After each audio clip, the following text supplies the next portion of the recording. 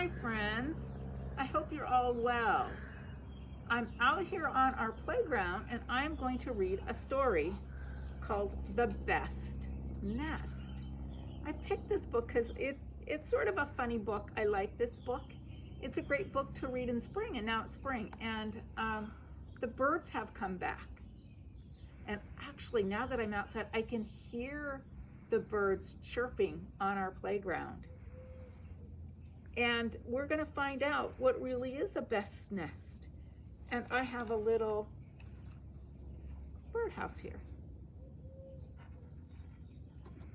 I collect birdhouses, so I brought one from my house to school today. So let's read the story called The Best Nest. It's written and illustrated by PD Eastman.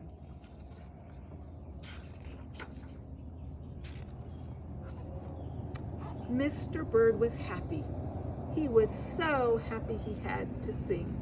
And this was Mr. Bird's song. I love my house, I love my nest, in all the world, my nest is best. Then Mrs. Bird came out of the house. It's not the best nest, she said. Oh, look at Mrs. Bird. Oh, her arms are crossed. How do you think she's feeling?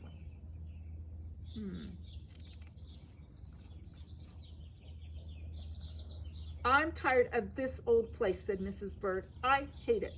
Let's look for a new place right now. So they left the old place to look for a new one. What do you think? What would make a good home for a bird? This place looks nice, said Mr. Bird. Let's move in there. Right there. It's a nice, cozy place in a tree. But somebody else had already moved in. What kind of animal do you think that is? Oh, it's wearing a mask. So they looked at another house. This one looks nice, said Mr. Bird. And there's nobody in it. You're wrong, said Mrs. Bird. This house belongs to a foot. So they went on looking. I like this one, said Mr. Bird. It has a pretty red flag on the roof. Oh, that is sort of nice, isn't it? It looks pretty big, too. I've always wanted a house with a flag, said Mrs. Bird. Maybe this place will be all right. I don't know. What do you guys think? Could this be the place? But it was not all right. I guess I made a mistake, said Mr. Bird. Oh no. Who lives in this house? There's a hand putting something in the house. I wonder what that is. You made too many mistakes, said Mrs. Bird. I'm going to pick the next house. And here it is, right here. What kind of a building is that Mrs. Bird picked for her house? They flew in, they looked around. Isn't it too big? Asked Mr. Bird. I like this big place, said Mrs. Bird. This is the place to build our new nest. They went right to work. They needed many things to build their nest. First, they got some hay. And then they got some soda straws and broom straws. And they got some sweater string and some stocking string and mattress stuffing. Wow, they're finding a lot of things. They got some horsehair, some man hair. What else do you think would make a good nest for a bird? They soon had all the hay, straw, string, stuffing, and a horsehair, man hair that they could carry, and they took it back to build their nest. Mr. and Mrs. Bird worked very hard. It took them the rest of the morning to finish their nest. This nest is really the best, said Mrs. Bird. I want to stay here forever. Oh, there it is. That is a pretty cozy looking nest. Pick nice soft materials for their nest. Mr. Bird was very happy too. He flew to the top of his house and he sang his song again. I love our house, I love our nest, in all the world our nest is best. And look, he's standing on top of a weather vane.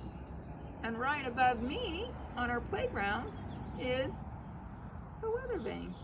It's on the top of our house. How about that? He was so busy singing he didn't even see Mr. Parker coming. Every day at 12 o'clock, Mr. Parker came to the church. He came to pull a rope.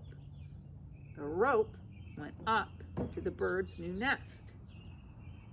What's going to happen now that Mr. Parker has pulled that rope? The rope rang the big bell right under Mrs. Bird's nest. Bung, bung, bung. A bird just flew by us. Mrs. Bird got out of there as fast as she could fly. The bell is still bunging. Bung, bung, bung. And there goes Mrs. Bird. But here's Mr. Bird. That way. And he came back into the nest, and all he could see was a mess of hay and string and stuffing, horsehair, manhair, and straws. Where was Mrs. Bird? Uh-oh. I will look for her until I find her, said Mr. Bird. He looked high and low. He looked everywhere for Mrs. Bird. He looked down into a chimney, but Mrs. Bird wasn't there. He looked into a water barrel, but Mrs. Bird wasn't there.